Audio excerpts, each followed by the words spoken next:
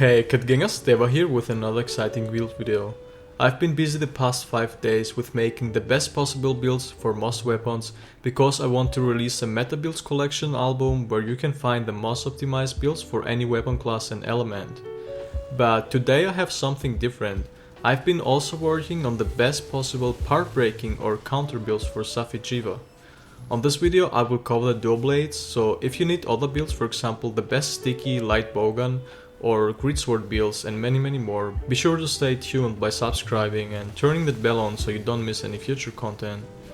Most of you probably have heard that Dragon Elder Seal affects Safi Jiiva draining mechanism.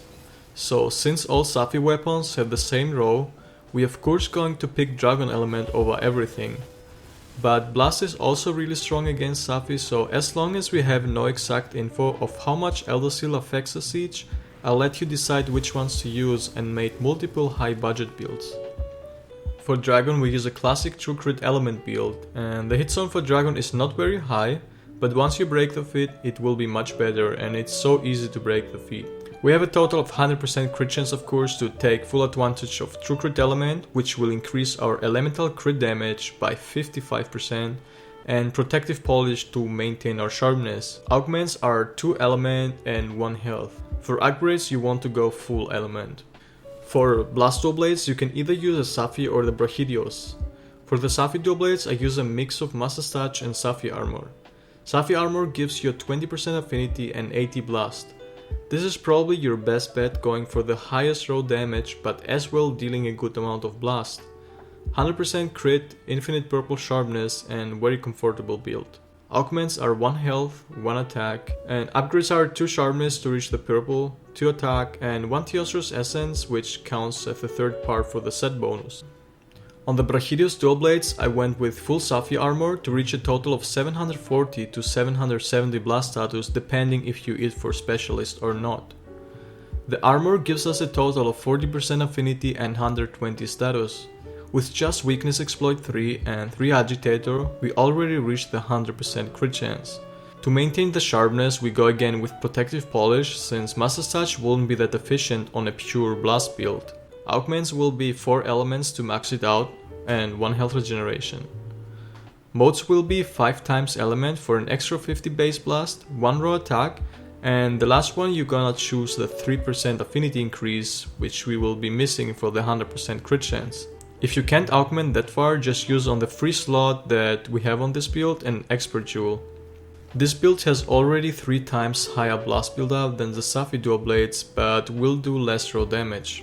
I'm aware that some of you love Divine Blessings, so I made as well a true crit status build, which could be doing more blast but definitely less raw damage. This is the mother of all tank builds. Divine Blessing and Health Boost are the only useful defense skills in the game. Defense Boost is a complete meme and doesn't do absolutely anything in the game.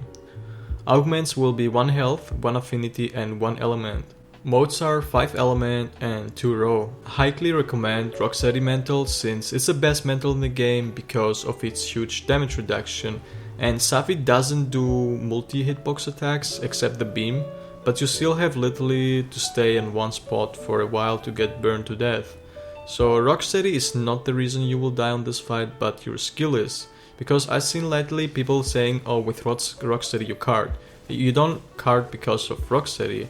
Yes, there is monsters that do multi-hitbox attacks like Lunostro Supernova or something like that, but that's literally like 1 or 2% in the case that Rocksteady is going to kill you.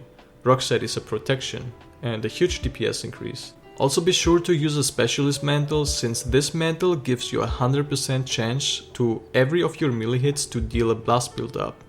Without the mantle, status attacks have only a 33% chance to build up status. This means theoretically you could hit a monster for an infinite amount of time and never deal a single blast if you get that 66% bad luck on every single hit. But since dual blades are a multi-hit weapon, you will have a perfect average 33 blast build-up success during the hunt. Build-up is not the explosion though, build-up is just the way to the threshold which will trigger the 600 damage explosion.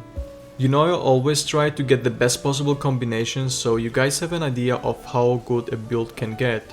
Since you will be missing a lot of decos, try to just rearrange decos, swap charms, or dropping less important skills. Hope you all enjoyed this video and can at least somehow optimize your dual blade builds against Safi.